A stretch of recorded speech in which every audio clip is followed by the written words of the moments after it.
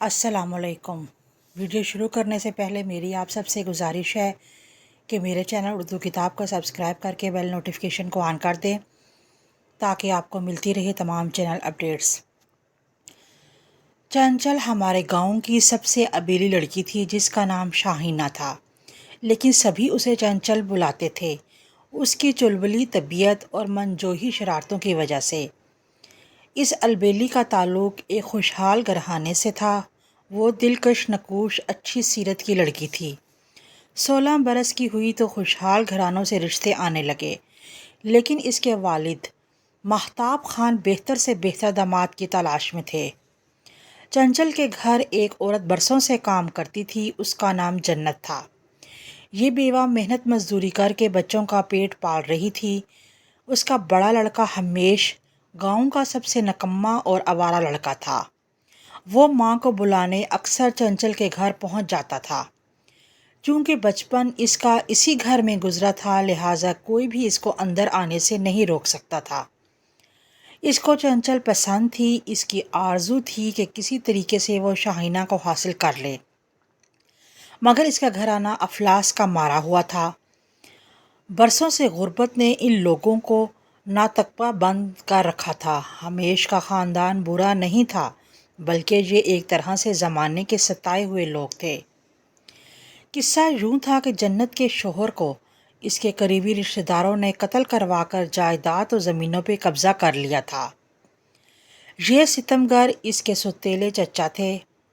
ये गांव के सभी लोग जानते थे। यही वजह थी कि इलाके वालों को इस मज़लूम ख़ानदान से हमदर्दी थी, और जन्नत बीबी को भी वो हमेशा इज्जत की निगाह से देखते थे। शोहर के कत्ल के बाद जन्नत ने बच्चों समेत महताब खान यानी शाहीना के वालिद के घर में पनाह ले ली, क्योंकि ये लोग भी असर और रसूख वाले थे। वो जन्नत और उसके मासूम बच्चों को बचा सकते थे। चंद दिन तो जन्नत महताब खान के घर बतौर मेहमान रहती रही। बाद में इनके घर की मुलाजमा हो गई और चंचल के वालिदैन के घर का तमाम काम अपने ज़िम्मे ले लिया। लेकिन वो खुददार थी, अपने बच्चों का पेट भी पालना था। यहाँ घरेलू काम काज करके अपने बच्चों का पेट पालने में उसे आर ना था कि मेहताब खान और उसकी बीवी जन्नत को बहन की तरह समझते और वैसी ही इज्जत देते थे जैसी बहनों को दी जाती है। वो इसको मुलाजमा नहीं समझते थे, इसके बच्चों की ज़रूरियात बेदरख पूरी करते थे। ये एक मजबूर और शरीफ औरत थी और सब्र के साथ बच्चों की परवरिश कर रही थी। हमेश को घर में सब बामी कहते थे। वो माँ का लाडला था। बाप का साया सर पर ना रहा तभी निकम्मा हो गया था। अक्सर माँ से कहता था, किसी तरह मेरी शादी चंचल से करवा दो। माँ समझाती कि हम में और महताब खान के घराने में माली लिहाज से बहुत फ़र्क है, लिहाजा तो बचपन की बातें भूल जा और इस ख्याल को दिल से निकाल दे। ये छोटा मुंह और बड़ी बात वाला किस्सा था, लेकिन हमेश नौजवान था, नादान था। इसका दिल अपने काबू में नहीं था। वो ये बात नहीं समझता था कि माशी हालत का फ़र्क एक बहुत बड़ा फ़र्क होता है। वो एक अमीर बाप का बेटा था तो क्या हुआ, अब तो ये लोग गरीब हो चुके थे। माँ ने इसके लिए देवरों से झगड़ा ना किया और चुप साध ली कि वो अपने बेटे को ज़िंदा देखना चाहती थी। तभी तो इसका नाम हमेश यानी सदा ज़िंदा रहने वाला, तवील उम्र वाला रखा था। हमेश ने कसम खा ली कि एक ना एक दिन चंचल को हासिल करके रहेगा। इसके लिए वो दिल में मंसूबे बनाता रहता था। वो ये बात भी अच्छी तरह जानता था कि जब तक माली लिहाज से हम इनके हम पल्ला ना हो जाएं, चंचल को हासिल नहीं कर पाएगा। एक दिन इस लड़के की मुलाकात अपने गांव के एक ऐसे शख्स से हो गई जिसकी दौलत ने देखते देखते दिन दुगनी रात चुगनी तरक्की की थी। ये असद खान था, जिसके ट्रक पेशावर से कराची तक चलते थे। गांव के लोग सादा होते हैं, सबने यही समझा कि वो बिजनेस करता है। किसी को इल्म ना था कि असद खान स्मगलर है। वो एक मंशियात फरोशगार का कारकुन बन चुका है। वो अपने गांव छोड़कर शहर में आबाद हो गया था। गांव तो वो कभी कभार किसी रिश्तेदार की शादी या फिर गमी के मौके पर आता था। جب اسد خان کی ملاقات ہمیش انداز کر لیا تو یہ نوجوان تو کام کا ہے، تو وہ اس کو اپنے مقاصد کے لیے استعمال کر سکتا ہے۔ اس نے ہمیش کو ساتھ کام کرنے کا کہا۔ ادھر ہمیش دولت کمانا چاہتا تھا، راتوں رات امیر بن جانا چاہتا تھا۔ اس نے اپنے دل کی بات بھی اسد خان سے کہہ دی کہ وہ دولت اس کے لیے کمانا چاہتا ہے کہ چنچل کا رشتہ حاصل کر سکے۔ ہمیش نے اسد کی پیشکش کو اپنے لیے خوش بختی تصور کیا اور وہ اس کے ساتھ ٹرک پر بیٹھ کر گاؤں سے چلا گیا۔ جب جنت بی بی زندگی کا نصب العین بن جائے تو انسان اکثر اپنے منصب سے گر جاتا ہے۔ اسد تو ایسے کاموں میں ماہر ہو چکا تھا، برد فروشی سے لے کر منشیات فروشی تک وہ ہر قسم کا دھندا کرتے ہوئے بالکل نہیں گھبراتا تھا، کیونکہ دولت اس کے پاس تھی، لہٰذا اس کے ہاتھ بھی لمبے تھے۔ اس نے چند ماہ میں ہمیش کو وہ گر سکھا دیے۔ اس نے بھی غیر قانونی دھندوں کا مال حاصل کر لیا۔ 3 سال تک وہ اسد کے اشاروں پہ چلتا رہا، پھر اس نے ہمیش کو مالا مال کر دیا۔ اب تو وہ پہچانا نہیں جاتا تھا۔ وہ پہلے والا لاابالی چنچل نہ رہا تھا، وہ دبلا پتلا فاقوں کا مارا ہوا احساس کمتری کا شکار نظر آتا تھا۔ اب تو وہ ایک حسین و جمیل کڑیل جوان بن گیا تھا، جسے کپڑے کلف دار ہوتے اور جوتوں کی آواز پہ لوگ اسے مڑ مڑ کے دیکھتے تھے۔ اس کی ماں ابھی تک چنچل کے گھر کام کرتی تھی۔ یہاں کام کرتے اس کو 15 برس بیت چکے تھے۔ ماہتاب صاحب اور اس کے گھر والے اس خاندان پر اعتبار کرتے۔ ہمیش تو وہ جب کا گیا صرف 3 بار ہی ماں سے ملنے آیا تھا۔ ماں شکوہ کرتی کہ تم کیوں نہیں آتے؟ اس کا جواب ہوتا، اب تو میں اس وقت ہی آؤں گا جب گاؤں کے لوگ مجھے اٹھ اٹھ کر سلام کریں گے، اور جب چنچل کا باپ ماہتاب خان بھی مجھے اپنی بیٹی کا رشتہ دینے کا خواہش مند ہوگا۔ رشتے تو قسمت سے ملتے ہیں، جس سے تقدیر بندی ہوتی ہے، شادی اسی سے ہوتی ہے۔ جنت ہمیشہ بیٹے کو یہی بات کہتی تھی۔ وہ جانتی تھی کہ اس کا بیٹا چاہے جس قدر بھی کما لے، ان لوگوں کی نگاہوں میں بھی کبھی معتبر نہیں ہو سکتا جن کے گھر کی وہ ملازمہ ہے۔ یہ لوگ کبھی بھی اس بات کو نہیں بھولیں گے کہ اس کی ماں برے وقتوں میں ان کے گھر کا کام کیا کرتی تھی۔ اس بار جب وہ گاؤں آیا، اس کے ٹھاٹھ ہی اور تھے۔ وہ بڑی سی قیمتی گاڑی میں آیا تھا۔ اس نے آتے ہی گاؤں میں زمین بھی خرید لی۔ وہ اپنے محروم باپ کی ساکھ اور امیری کو دوبارہ بحال کرنا چاہتا تھا، تاکہ جب اس کی ماں ماہتاب خان کے گھر جا کر اس بیٹی کا رشتہ طلب کرے تو وہ اس کو رد نہ کر سکیں۔ ہمیش نے ڈھاٹ باٹ دیکھ کر گاؤں والوں کی تو آنکھیں پھٹی کی پھٹی رہ گئیں۔ بدقسمتی کے انہی دنوں شاہینہ کے رشتے کی بات چل رہی تھی۔ اس لڑکے کا نام عنبر خان تھا۔ اس کا خاندان مالی لحاظ سے کافی مضبوط تھا۔ اس بات کا پتہ جنت کو اس وقت چلا جب شاہینہ کی بات چیت عنبر خان سے پکی ہو گئی۔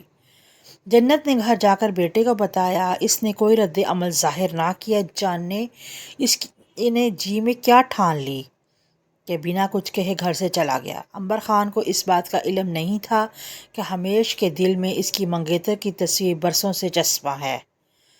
دونوں کی خوب دوستی ہو گئی تھی۔ جتنے دن وہ گاؤں میں رہا، خوشحال گھرانوں کے فرزند، جن میں عنبر خان بھی شامل تھا، اس کے ساتھ رہے۔ کسی کو بھی یہ یاد نہ رہا تھا کہ وہ ایک غریب اور بیوہ ماں کا بیٹا ہے۔ دولت میں ایسی طاقت ہے، اس کا ساتھ ہو تو لوگ آپ کی بہت سی باتیں اور کوتاہیاں تک بھلا دیتے ہیں۔ جب ہمیش گاؤں سے چلنے لگا تو اس نے عنبر خان سے کہا، دوست، میں شہر میں اپنے کاروباری شراکت داروں کی بہت بڑی دعوت کرنے والا ہوں۔ اس میں تمہیں بھی مدعو کرتا ہوں، تم بھی اس میں ضرور آنا۔ عنبر خان نے وعدہ کر لیا کہ وہ ضرور آئے گا۔ 1 ماہ بعد ہی ہمیش کو دعوت نامہ مل گیا۔ وعدے کے مطابق وہ دعوت میں شریک ہونے پشاور گیا، اور جب سونے کے لیے بیڈ روم میں لیٹا تو اس کی نظر میز پہ رکھی ایک البم پر گئی۔ اس نے البم اٹھا لی اور اس کے ورق گردانی کرنے لگا۔ ایک تصویر پر دفتن اس کی نگاہیں ٹھہر گئی۔ یہ چنچل کی تصویر تھی، جو خاصی پرانی تھی۔ یہ تصویر اس نے ہمیش کے ساتھ کبھی بچپن میں اتروائی تھی، جب وہ 7-8 برس کے تھے۔ دونوں مسکرا رہے تھے۔ تصویر دیکھ کر عنبر کے ہوش اڑ گئے۔ اس نے دوسرے کمرے میں لیٹے ہوئے اپنے دوست ہمیش کو آواز دی اور پوچھا، تم کو پتہ ہے یہ لڑکی کون ہے؟ چنچل ہے، یعنی شاہینہ۔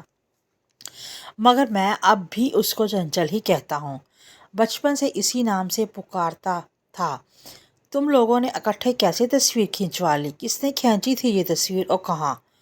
अंबर ने एक ही सांस में कई सवाल कर दिए। इनके घर में ईद का दिन था। मैं ईद मिलने गया था तो चंचल की बहन ने हमारी ये तस्वीर उतार ली थी। बड़ी यादगार फ़ोटो है, हमेश ने कहा। इसीलिए तुमने इसे संभाल के रखा हुआ है? नहीं, इसलिए नहीं, बल्कि इसलिए कि चंचल मुझसे मोहब्बत करती है। इसने मोहब्बत के बुलंद बांग दावे भी कर रखे हैं। हमेशा साथ निभाने और साथ जीने मरने की कस्में खाई थी। ये तस्वीर इन दिनों की है जब मेरे वालिद कत्ल हो जाने के बाद अम्मा ने हम बच्चों के साथ महताब खान के घर में पनाह ली थी। क्या तुम जानते हो कि शाहीना की मंगनी मेरे साथ हो चुकी है? इस बात का किसी ने मुझसे जिक्र नहीं किया, हत्ता कि मेरी माँ ने भी नहीं। शायद वो ही समझती हैं कि इस तरह मुझको दुख होगा। लेकिन हैरत है कि इस लड़की ने मंगनी तुम्हारे साथ कैसे कर ली? इसने तो मेरे साथ जीने और मरने का वादा किया था। यह कहकर हमेश अफसरदा हो गया। दोस्त को अफसरदा देखकर अंबर खान को भी दुख हुआ। इसने कहा, फिक्र ना करो शाहीना, अगर तुम्हारी मोहब्बत है तुम्हारे नज़दीक वो मेरी इमानत है। अच्छा हो कि तुम मुझे बर वक्त इल्म हो गया, वरना उम्र भर का अजाब ही रहता। गांव में आकर अंबर खान ने इस वाक़े से अपने वालिदैन को बाखबर किया। इस तरह इसने मंगनी तोड़ने का फ़ैसला कर लिया। अगरचा इनके कबीले में मंगनी तोड़ना एक मायूब बात थी, मगर दोस्त की खातिर अंबर खान ने ऐसा करना ही चाहा। चंचल अपनी मंगनी पे खुश थी। अगरचा इसने अंबर खान को देखा नहीं था, मगर इसकी तारीफ़ सुनी थी। वो तो बस इतना जानती थी कि एक हैसियत वाले मुअज़्ज़िज़ घराने की बहू बनने जा रही है और लड़का भी बहुत खूबसूरत बताया जा रहा है। इसने तसव्वुर में अपने मंगेतर से मोहब्बत करनी शुरू कर दी। जब कोई इसके सामने अंबर खान का नाम लेता तो वो शर्माने लगती। मंगनी टूटने पर चंचल को इसी वजह से दुख हुआ कि बिला सबब इस पर मंगनी टूटने का दब्बा लग गया। ये इनके ख़ानदान के लिए बहुत बुरी बात समझी जाती थी। सदमा सिर्फ मंगनी टूटने का ही नहीं था, इस बात पर ज़्यादा था कि नाहक बदनामी का दाग लग गया है। इसने वालिदैन के सामने अपने बेगुनाही की कसम खाई, मगर बेसूद। किसी ने भी इसकी कसम का यकीन ना किया। सभी ने घरों में इसके साथ महज शको शबा की बुनियाद पर तौहीन आमेज़ रवैया इख्तियार कर लिया। क्योंकि मंगनी तोड़ने के अंबर खान की माँ को खूब हवा दी थी। हमेश ने मेरे बेटे से खुद रिश्ता छोड़ने की दरख्वास्त की। अंबर खान ने तभी रिश्ता छोड़ा है। अंबर खान की माँ का लोगों ने यकीन कर लिया, क्योंकि जन्नत ने बेवगी के बाद शाहीना के वालिदैन के घर क़याम किया और अब तक इनके घर में मौजूद थी, और माँ की वजह से हमेश का भी शाहीना के घर आना जाना रहता था। 1 साल गुजर गया। अब जन्नत चंचल के घर काम करने नहीं जाती थी। एक दिन इसने सोचा, लड़की मेरे बेटे के नाम के साथ बदनाम हुई है, क्यों ना अब नए रिश्ते की बात कर देखूं। इसने चंचल की वालदा से बात की कि अंबर खान के वालिदैन ने मेरे लड़के और तुम्हारी लड़की पे तोहमत लगाकर मंगनी तोड़ दी। हमारे बच्चों पे बदनामी का दाग तो लग गया है। अब बेहतरी इसी में है, तुम अपनी बेटी का रिश्ता मेरे बेटे हमेश को दे दो। पहले फ़र्क सिर्फ दौलत का था, अब हमेश ने कारोबार में मेहनत की और दौलत भी कमा ली। हैसियत में आज वो किसी से कम नहीं है। शाहीना की माँ ने शोहर से बात की। कहा, हमारे चंचल का कसूर था कि खुदा जानता है। लोग तोहमत भी लगा देते हैं, लेकिन गांव में कोई दूसरा अब हमारी लड़की का रिश्ता कबूल नहीं करेगा। हमारी बेटी की शादी हमेश से हो जाए तो ये सुखी रहे। 1 साल गुजर गया। अब जन्नत चंचल के घर काम करने नहीं जाती थी। हमेश के बाप का ख्याल आते ही इसने बीवी से कहा, ठीक है, मगर पहले बेटी से पूछ लो क्या वो हमेश से शादी करना चाहती है। माँ ने चंचल से दरियाफ्त किया। वो बोली, हरगिज़ नहीं, मुझको हमेश पसंद ही नहीं और ना ही कभी था।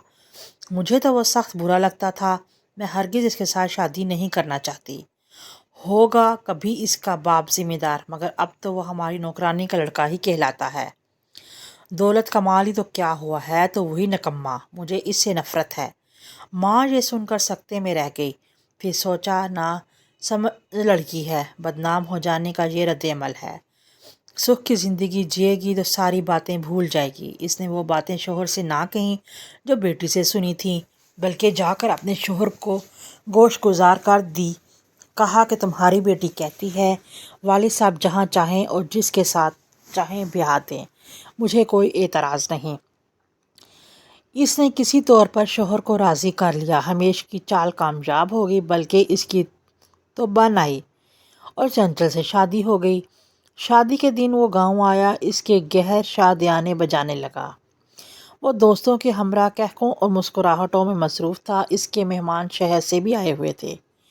انہی میں سے ایک شخص نے امبر کو بتایا، بھائی صاحب، یہ اپنا ہمیش بھی عجب آدمی ہے، دھن کا پکا ہے، جس لڑکی سے شادی کرنا چاہتا ہے اس کو حاصل کر لیا۔ لڑکی کی ایک پرانی تصویر اس کی ماں کے پاس تھی، اس نے کسی طرح اڑا لی اور شہر جا کر اپنی تصویر کے ساتھ اسے سیٹ کروا کر، لگتا ہے دونوں نے اکٹھے تصویر کھنچوائی ہو، اور یہ کام اس نے مجھ سے کروایا کیونکہ میں ایک فوٹوگرافر ہوں اور میرا اسٹوڈیو شہر میں ہے۔ اس کو یہ پتہ نہیں تھا کہ وہ جس کو یہ حال سنا رہا ہے وہی امبر خان ہے۔ امبر کے دل پر قیامت گزر گئی۔ ہمیش تو خوشی میں آپے سے باہر تھا۔ شادی والے دن اس نے امبر کے گھر جا کر شکوہ کیا کہ دوست، تم خوشی کے موقع پر میرے پاس نہیں آئے، شادی کا کوئی تحفہ بھی بھجوا دیتے، تم کو ایسا کیسے تحفہ دوں گا، تمہارے سارے لوگ یاد رکھیں گے۔ آؤ میرے ساتھ، میں نے تمہارے ولیمے کے لیے کچھ مویشی باڑے میں باندھ رکھے ہیں، ان کو ایک نظر دیکھ لو۔ وہ ہمیش کو اپنے ساتھ لے گیا پہاڑی کی طرف جہاں اس نے باڑا بنا ہوا تھا۔ وہاں اس کے 3 آدمی موجود تھے۔ انہوں نے ہمیش کو قابو کر لیا اور اسے اٹھا کر گہری کھائی میں پھینک دیا۔ لوگ ادھر صحرا بندی کے لیے ہمیش کا انتظار کر رہے تھے۔ وہ سب فکر مند ہو گئے کہ آخر دلہا کہاں چلا گیا، کہیں اس کو کوئی حادثہ پیش نہ آ گیا ہو۔ اگلے دن تمام باراتی اور گاؤں کے لوگوں نے ہمیش کو تلاش کرنا شروع کر دیا۔ بالآخر ان کو دلہے کی لاش مل گئی۔ اس طرح خوشی میں سوگ پھیل گیا۔ ہمیش کی ماں تو ایسی گری کہ پھر نہ اٹھ سکی۔ لوگ کہہ رہے تھے یہ سب ہمیش کے سوتیلے چچاؤں کا کیا دھرا ہے۔ معلوم ہوتا ہے وہ شاید اسی دن کے انتظار میں تھے۔ مہتاب خان نے اس کے خلاف پرچہ کٹوایا، مگر عدم ثبوت کی بنا پہ پرچہ خارج ہو گیا۔ جو اصل قاتل تھا جنت بی بی کی خواہشوں کا، اس کی طرف تو کسی کا دھیان ہی نہ کیا۔